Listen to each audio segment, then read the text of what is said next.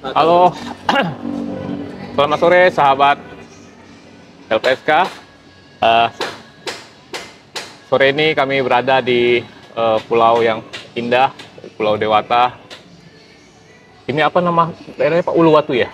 Daerah Uluwatu, Daerah Pecatu, Uluwatu. Pecatu. Bersama saya Pak Ketut Suwartana. I Ketut Suwartana. I Ketut Suwartana, beliau penyintas terorisme peristiwa Penyintas bom Bali 2 tahun 2005. Bali 2 tahun 2005. Apa kabar Pak? Kejadiannya di Jember. Baik. Sehat. Sehat-sehat lalu. Sudah jadi juragan ikan bakar. Alhamdulillah. Astung Karen. Lancar. Sudah berapa lama Pak usaha? Hampir 2 tahun Pak. Hampir 2 tahun. Tepatnya kita mulai jualan di sini tanggal 1 Mei 2023 Pak. 1 Mei 2023. Iya. Gimana itu Pak perkembangan usahanya? Perkembangan usahanya lancar-lancar ya Pak. Lancar. Cukup lumayan. Memang sih awalnya kita kan memang tidak ada basic usaha Pak. Kalau dari pekerja memang udah lama sih Pak, sampai 20 tahun jadi pekerja. Jadi pekerja. Ya, untuk mengawali usaha ini memang kendalanya yang pertama untuk memulai itu adalah rasa takut duluan gitu Pak. Tapi setelah dijalani lancar-lancar aja Pak. Lancar-lancar aja. Lancar-lancar aja. Apa ini Pak yang di olahan yang dijual ke customer ini Pak? Oke, kita ceritakan histori dulu. Gimana awalnya kita buka usaha ini. Berawal dari COVID kita berhenti bekerja Pak. Kita nganggur 22 tahun full ya selama corona Pak. Karena memang kita punya tanggungan anak 2 ya, tanggungan keluarga lah Pak. Sama anak 3 ya, sama istri 1. Kebetulan juga waktu corona itu anak masih kuliah 2 Pak. Itu memerlukan banyak biaya Pak. Oh, pada saat corona itu Pulau Bali yang terkena dampak karena mengandalkan sektor paling parah Pak. Soalnya itu kan sektor pariwisata memang andalannya itu Pak. Itu semua banyak yang jebol Pak gara-gara gitu Pak. Nah, berangkat dari itulah kita punya ide untuk jualan. Itu juga berkat bantuan dari pemerintah melalui LPSK Pak, sama instansi lain, memberi kita bimbingan, bantuan, dan pelatihan-pelatihan. Itu kita jadikan dasar untuk mulai usaha Pak. Waktu itu dapat pelatihan apa Pak? Pelatihan kuliner Pak. Kuliner di kantor LPSK Pak. Selama hampir 6 harian Pak. Hampir 7 hari lah Pak. Sama dengan yang dimasak hari ini apa berbeda menunya? Yang diajarkan waktu itu? Poinnya sih sama sebenarnya Pak. Kalau kuliner itu kita bermain di bumbu Pak. Kebetulan juga nanti kan apa yang dikasih di pelatihan itu nanti untuk pengembangan usaha saya Pak. Gitu. Menu-menunya kalau usaha kita sekarang itu khusus ikan bakar untuk sementara Pak. Itu ada udang, cumi, bermacam-macam ikan sama kerang Pak. Namanya ikan bakar Nayuki. Itu juga ada sejarahnya Pak. Apa itu, Pak? Kita kan mulai usaha itu apa sih nama usahanya supaya ada artinya, membekas dan selalu diingat itu Pak. Itu kependekan dari nama anak-anak kita Pak. Yang pertama namanya itu Nata. Ya. Nata, Yukas, Ki-nya Oki yang ini Pak, yang tadi Pak. Itu Nayuki. Gitu Pak. Dapat ilmu memasak ini pada saat pelatihan di LPSK itu atau sebelumnya sudah punya basic sendiri Pak? Kebetulan kita kan kerja lama di kuliner Pak. Di kuliner ilmunya itu juga di LPSK juga sangat membantu itu menambah wawasan menu-menu dan bumbu-bumbu yang lain itu juga kita tahu caranya memasak yang lebih efisien itu bisa Pak. Lagi pula ada juga kayak bantuan-bantuan modal usaha itu ada juga dari LPSK sama barang-barang untuk yang untuk membantu untuk kelancaran kita jualan Pak. Pak Ketut ini sahabat LPSK merupakan salah satu penyintas peristiwa bom Bali 2. Nah, LPSK melalui program rehabilitasi psikososialnya yang berupaya untuk mengembalikan kondisi korban baik sandang, pangan, papan, dan sosial ekonomi. Nah, salah satunya memberikan kesempatan untuk penyintas yang ingin berwirausaha melalui pelatihan-pelatihan nih, Pak. Itu cukup berarti di pelatihan atau ada bantuan lain seperti modal atau pelatihan lanjutan? Ada, Pak. Kalau pelatihan-pelatihan tuh sempat juga di kantor gubernur, Pak. Di kantor gubernur dari Dinas Provinsi Bali juga pernah kita dikasih pelatihan memasak juga, Pak. Jadinya kita wawasan untuk memasak tuh tahulah, Pak, siput-siput itu. Mengenai bantuan juga ada dari Kementerian Sosial juga ada, Pak, pernah dari pemerintah kabupaten, ada juga dari pemerintah provinsi juga ada, Pak. Kebetulan juga bantuan juga untuk anak-anak beasiswa itu juga ada, Pak. Kalau menurut Pak Ketut sendiri ya, melalui program bantuan-bantuan itu baik yang dilakukan oleh pemerintah daerah atau pemerintah pusat melalui kementerian lembaga dan LPSK, menurut Pak Ketut itu yang dibutuhkan penyintas dan bermanfaat atau seperti apa itu? Khususnya bagi saya itu sangat membutuhkan, Pak, sangat terbantu lah, Pak, melalui bantuan-bantuan dan pelatihan-pelatihan itulah kita jadinya lebih termotivasi untuk bisa move on dari kejadian masa lalu itu, jadinya punya semangat juang yang lebih tinggi. Itu wujud dari pemerintah melalui instansi terkait, Pak. Saya sangat berterima kasih, kami khususnya bersama penyintas yang lain seluruh Indonesia, terima kasih atas bantuan pemerintah melalui LPSK, sama BNPT dan yang lain-lainnya juga, Pak. Mungkin dalam pelaksanaannya program ini kan tidak semuanya teman-teman penyintas yang mendapatkan bantuan rehabilitasi psikososial ataupun bantuan usaha yang kemudian tanda kutip berhasil gitu ya, Pak, atau memilih menjadi entrepreneur atau wirausaha gitu ya, Pak. Kalau Pak Ketut sendiri tantangannya apa pada saat mencoba mulai berdagang ini, Pak?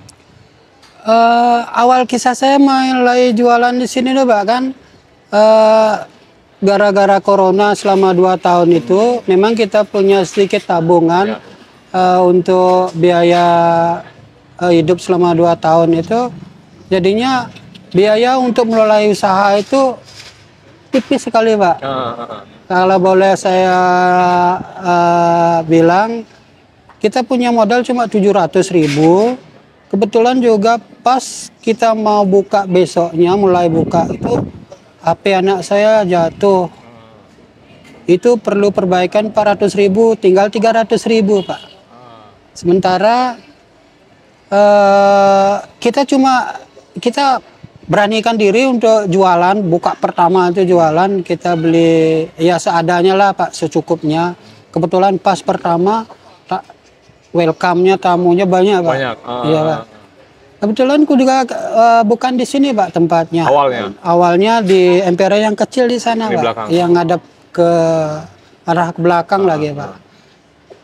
Itu gitu banyak. Jadinya walaupun modal kecil, kita bisa nego sama owner di sini, pemilik tempat ini. Kita kan biasanya kontrak bayar di depan, kita nego-nego karena memang ya bilang aja apa adanya gitu, Pak. Nego jadinya bayar di belakang gitu, Pak. Ya syukurlah pas waktu pembayaran di belakang itu kita bisa bayar, Pak. Ya. Setelah 2 tahun di sini berdagang, apa cerita di sini, Pak? Suka duka? Kalau turis kan istilahnya ada musim-musim peak season-nya, iya, betul, ada Pak. low season gitu. Kita di sini namanya pariwisata ya, Pak, ya, ada high season, low season-nya, Pak. Kebetulan juga kalau memang high season-nya banyak tamu, Pak, seperti liburan anak-anak, tahun baru, hari raya besar keagamaan, itu banyak tamunya, Pak. Kita nggak usah lah cari tamu, udah datang sendiri, Pak. Ya. Tapi ini melayani pesanan juga, Pak, berarti? Ya, kita melayani pesanan, ada pila-pila di sebelah-sebelah juga. Apa aja nih menunya, Pak Ketut? Menunya ada paket kita juga, Pak. Ada menu-menu ada paket 1 tuh harganya 90.000, paket 2 orang tuh harganya 160.000. Itu ada lengkap dah Pak, ada udangnya, ada kerangnya, ada cuminya, ada ikannya, nasi langsung lengkap sama minum Pak. Itu jadinya paket hemat. Itu dah daya tarik untuk tamunya datang Pak. Kalau dibandingkan di tempat yang di pantai, kan tempat-tempat terkenal semacam di Jimbaran itu, kita berani harganya lebih Tinggi. bawah Pak. Oh, lebih bawah. Iya. Oh, dibanding yang di Jimbaran Dibanding ya. di Jimbaran Pak. 3 kali lipat itu dengan harga kita di sana gitu Pak. Sebenarnya bumbu itu sama aja sih sebenarnya Pak, cuma di sana tuh di sana kan jual view-nya Pak. Iya, iya, Sama karena dia ada sunsetnya, sunset, di ya, pantainya Pak. gitu Pak. Betul. Ada juga nanti ya planning Pak. Kalau memang bagus nanti perkembangannya, kita juga mau cari tempat yang menjanjikan tuh Pak. Ya buka cabang lah Cabang Pak. gitu ya. Dari usaha ini bagaimana untuk ekonomi keluarga Pak? Sudah cukup membantu kan? Untuk membantu dari kegiatan kita kan di Bali itu banyak upacara-upacara Pak. Biaya hidup sehari-hari untuk keperluan sekolah anak juga udah ada Pak. Kebetulan waktu mulai buka kan kita berlima Pak. Sama anak-anak lagi 2. Kebetulan sekarang anak-anak udah syukur loh Pak. Oh, berarti ini dikerjakan sendiri kerja. Pak? Satu keluarga? Belum ada pegawai gitu? Belum masih Pak. Dikerjakan sendiri? Belum, ya masih sendiri Pak. Soalnya memang kalau low season gini cari pegawai, kita kalah di modal untuk bayar pegawainya Pak. Lagi pula kita masih bisa handle untuk keluarga ya Pak. Gitu. Anak kita yang pertama dan kedua udah pada kerja Pak. Udah kerja ya. Yang satu di restoran di Kuta, yang satu masih magang di Taiwan sekarang Pak. Yeah. Pariwisata juga ya Pak ya? Pariwisata Pak. Siap. Nah ini Pak Ketut, tadi sempat kita singgung juga, tidak semua teman-teman penyintas yang berhasil dalam wirausaha. Mungkin Pak Ketut ada tips-tips gitu yang bisa dibagi dengan teman-teman penyintas. Oh ya, siap. Biar berani untuk wirausaha gitu ya. Iya. Begini Pak ya, saya sebenarnya awalnya memang saya ini pemalu Pak. Ketemu orang aja deg-degan gitu Pak. Apa berani saya gini untuk melakukan sesuatu, tuh berpikir lah sampai nggak bisa tidur sebelum nanti dealnya gitu gimana ada Pak. Untuk teman-teman penyintas seluruh Indonesia, melalui program-program dari pemerintah, itu bantuan berupa material dan pelatihan-pelatihan, serta untuk memotivasi kita untuk semangat untuk melakukan sesuatu kerjaan, harus semangat dan berani gitu. Oke, Pak. Itu teman-teman cuma poinnya semangat dan berani. Semangat dan berani, pesan dari Pak Ketut. Yang sekarang masih bertahan dengan usahanya untuk kehidupan ekonomi keluarga. Kalau untuk ada lagi satu, pantang menyerah. Jangan mudah menyerah. Gitu. Sekali gagal coba lagi ya Pak. Iya, siap. Coba lagi gitu ya. Pak Ketut, kalau untuk program dari pemerintah sendiri, mungkin Pak Ketut 2005 kan sudah lumayan panjang ini Pak. Mungkin ada masukan-masukan juga dari teman-teman penyintas, program apa sebenarnya yang dibutuhkan untuk penyintas, selain pelatihan kerja. Pelatihan kerja kayaknya kita, kalau khususnya bagi saya udah cukup lah Pak. Soalnya apa yang sesuai dengan hobi saya udah nyampe dan ada juga beberapa kendala dari sampai saat ini itu, ada pemanggangan yang kecil itu jadinya kapasitasnya cuma beberapa aja. Jadinya agak lama sih, bisa sih handle, cuma agak lama gininya prosesnya Pak. Tuh. Jadi kami saat ini kita sehari sebelum peringatan peristiwa bom Bali 1 ya Pak. Ya, jadi kita take gambar hari ini bertepatan 1 hari sebelum peringatan. Besok peringatan di monumen di Ground Zero Pak. Di Ground Zero. Kita juga ikut nanti ke sana. Gitu. Ya, Dan mudah-mudahan Bali ke depan tetap aman ya tetap Pak. aman, Usaha pariwisata jalan sejahtera, terus. kita aman bekerja, cari nafkah Karena untuk Bali kebanggaan pariwisata kita di Ya. Indonesia. Mudah-mudahan situasi tetap ya Pak. terjaga, aman dan kondusif, dan kehidupan sosial masyarakat juga berjalan sebagaimana yang kita harapkan. Untuk sahabat LPSK yang mungkin sedang berlibur ke Bali, jangan lupa mampir di Ikan Bakar Nayuki di daerah Uluwatu, Pecatu ya Pak? Di Food Center daerah Pecatu, Uluwatu, Bali ya. Silakan datang bagi teman-teman penyintas seluruh Indonesia sama tim-tim instansi terkait dari pemerintahan. Kalau datang ke Bali, silakan datang ke sini. Kita layani dengan baik, kita handle dengan baik. Salam yang semangat. Punya rapat-rapat di Bali, Siap, yang order rapat-rapat makanannya di silakan Bali. ke Pak Ke Ketut warung Ikan Bakar Nayuki. Nayuki. Iya. Karena ada cerita di balik kenapa Iya. muncul usaha ikan Iya. bakar Nayuki ini Pak. Siap. Demikian sahabat sahabat LPSK, kita telah berbincang dengan Bapak Ketut Suwartana, salah satu penyintas peristiwa bom Bali 2 tahun 2025.